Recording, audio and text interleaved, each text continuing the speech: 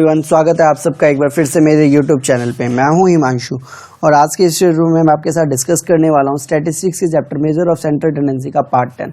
यानी कि इससे पहले मैं 9 पार्ट इस चैप्टर के अपलोड कर चुका हूं। अगर आपने वो नहीं देखा है तो प्लीज़ डिस्क्रिप्शन पे जाके दिए गए लिंक पे क्लिक करके आप उन पार्ट्स को देख सकते हैं और मेजर ऑफ सेंट्रल टेंडेंसी को स्टार्टिंग से समझ सकते हैं। आज के इस पार्ट में हम डिस्कस करने वाले हैं गाइस कि कैसे हम कंबाइंड अरिथमेटिक मीन को निकाल सकते हैं। तो आइए करते हैं गाइस आज की वीडियो स्टार्ट करने से पहले गाइस, अगर आप हमारे चैनल पर नए हैं या आपने अभी तक हमारे चैनल को सब्सक्राइब नहीं किया है तो सब्सक्राइब का बटन ज़रूर दबा दीजिए और साथ में आ रहे बेल आइकन को ज़रूर दबा दीजिए ताकि आपको हमारी वीडियो की नोटिफिकेशन टाइम टू टाइम मिलती रहे। तो आइए करते हैं गाइस आज की वीडियो स्टार्ट।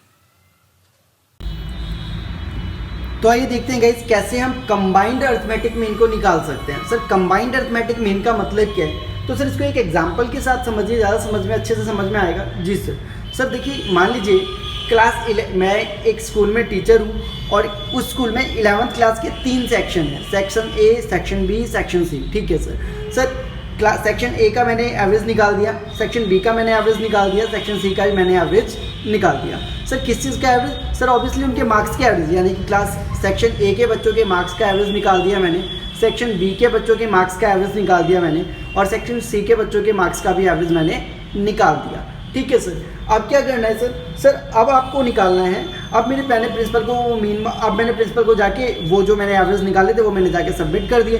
बट प्रिंसिपल ने मुझसे बोला नहीं भाई हिमांशु, मुझे ये नहीं चाहिए, मीन मार्क्स नहीं चाहिए, अलग अलग मीन मार्क्स नहीं चाहिए। मैंने कहा फिर उन्होंने कहा भाई सेक्शन ए, सेक्शन बी और सेक्शन सी, ये 3 सेक्शन है क्लास 11 में। मैंने कहा जी सर, इन तीनों बच्चों के कंबाइंड अरिथमेटिक मीन निकालो। सर कंबाइंड अरिथमेटिक मीन का मतलब नहीं समझा सर।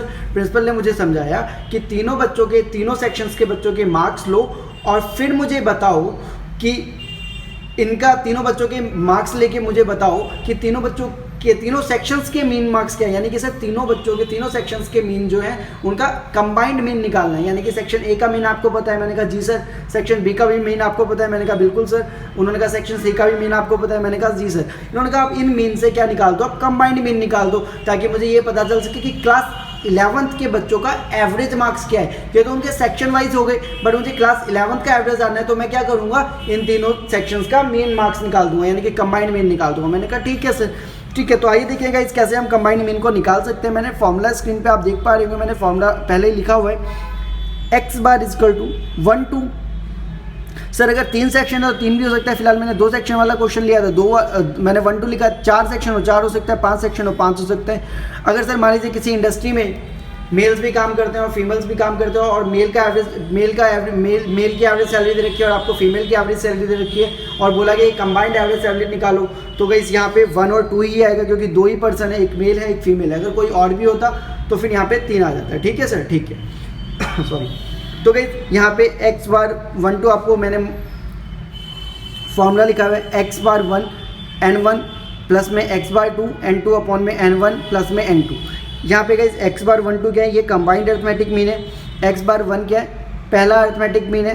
x बार 2 क्या है, दूसरा अरिथमेटिक मीन है। n1 क्या है गाइस, पहले पार्ट का नंबर ऑफ आइटम्स है और n2 क्या है, दूसरे पार्ट का नंबर ऑफ आइटम्स। ठीक है सर क्वेश्चन भी लिखा हुआ है जी सर। देखिए सर क्या क्वेश्चन है, 60 students of section A of class 11th, यानी कि क्लास 11th के सेक्शन ए में कितने बच्चे हैं, 60 बच्चे हैं। ठीक है, यानी कि जो हमारा n1 हो गया गाइस, n1 कितना हो गया गाइस, सॉल्यूशन भी मैं साथ साथ कर रहा हूँ। आप गाइस क्लास 11 के सेक्शन ए में कितने बच्चे हैं, 60, तो सर n1 हो जाएगा आपका 60। ठीक है, ऑब्टेन 40 मीन मार्क्स, यानी कि x बार 1 आपका कितना हो गया गाइस, 40 स्टूडेंट हो, यानी कि सेक्शन बी में कितने बच्चे हैं गाइस, 40, यानी कि n2 हो गया गाइस आपका 40 और ऑब्टेन 35 मीन, यानी कि इनका जो x बार है वो कितना है गाइस, 35। ठीक है सर जी सर, यानी कि सेक्शन ए के बच्चों, सेक्शन ए में कितने बच्चे हैं, 60 बच्चे हैं और इनका एवरेज मार्क्स कितना है सर, 60।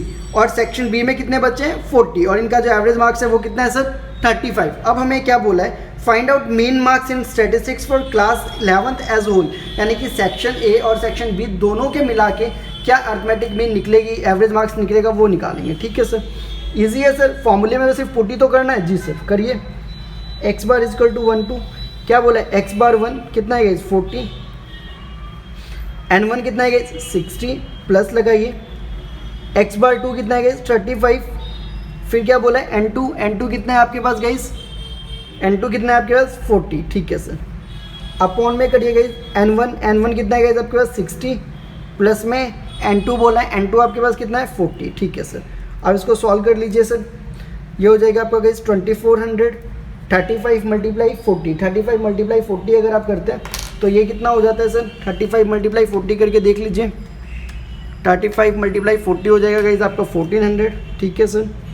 और ये 60 प्लस 40 आपका 100 हो जाता है, ठीक है सर। जी सर। अब गाइस यानी कि 2400 प्लस 1400 इक्वल टू 3800 अपॉन में 100, ये कितना हो जाएगा गाइस, अगर इनको काट दें आपस में तो 38, यानी कि जो हमारा x बार 1 कितना हो जाता है, दिस इज योर 38। तो इस तरीके से गाइस आप कंबाइंड अरिथमेटिक मीन को भी निकाल सकते हैं। कोई कुछ था गाइस इसमें? नहीं सर, बहुत ही ईजी था। इनफैक्ट मुझे लग रहा है जो अभी तक आप करते हैं फ्रीक्वेंसी डिस्ट्रीब्यूशन सीरीज या इंक्लूसिव सीरीज, उससे भी आसान था। जी सर। सिर्फ करना क्या है गाइस, फॉर्मूले में पुट ही तो करना है, सब कुछ तो दिया हुआ है, कुछ ढूंढने की ज़रूरत पड़ी क्या? नहीं सर। कुछ दिमाग लगाया क्या? नहीं सर। जो चीज़ दिया हुआ था बस उसको निकाला और फॉर्मूले में क्या कर दिया, पुट ही तो कर दिया। सब कुछ तो दिया हुआ ही है, फॉर्मूले में पुट करना है। जी सर। कोई दिक्कत नहीं सर? फिर भी कोई दिक्कत हो तो प्लीज़ सर कमेंट सेक्शन में जाके कमेंट करिएगा, मैं पूरी कोशिश करूंगा आपके डाउट को क्लियर करने की। तब तक के लिए प्रैक्टिस करिएगा इस कंबाइंड अरिथमेटिक मीन को निकालने की, तब तक के लिए प्रैक्टिस करिएगा इस। कोई दिक्कत हो तो प्लीज़ कमेंट सेक्शन में जाके कमेंट करिएगा बिना किसी हेजिटेशन के। ऑलवेज मैं पूरी कोशिश करता हूँ गाइस, कैसा भी डाउट हो, छोटा डाउट हो, माइनर डाउट हो, मेजर डाउट हो, किसी भी तरह का डाउट हो, उठपटांग जैसा भी डाउट हो, बिना किसी हेजिटेशन के गाइस आप कमेंट सेक्शन में जाके कमेंट करिए। मैं पूरी कोशिश करूँगा आपके डाउट्स को क्लियर करने की। देखिए गाइस, अगर आप डाउट्स पूछेंगे तभी चीज़ें समझ में आती हैं। आप डाउट्स पूछोगे, आपने कुछ डाउट पूछा, फिर किसी और ने कोई डाउट पूछा, इससे क्या होता है गाइस, जो लोगों के मेरे जो डाउट्स मुझे समझ में नहीं आ रहे कि ऐसा भी कुछ क्वेश्चन हो सकता है इसमें, दूसरे ने वो क्वेश्चन पूछा, तो आपका भी क्या होगा, आपके भी डाउट्स क्लियर होते जाएंगे और आपका भी जो कॉन्सेप्ट होगा वो और ज़्यादा क्लियर होता चला जाएगा। तब तक गाइस फिर बाकी अगले पार्ट में हम देखते हैं गाइस कि कैसे हम अरिथमेटिक मीन को निकाल सकते हैं। अरिथमेटिक मीन में फ्रीक्वेंसी मिसिंग वैल्यू को ढूंढेंगे। तब तक के लिए गाइस इसकी प्रैक्टिस करिए। मिलता हूँ मैं आपसे अगले वीडियो में। Have a nice day guys, thanks for the watching.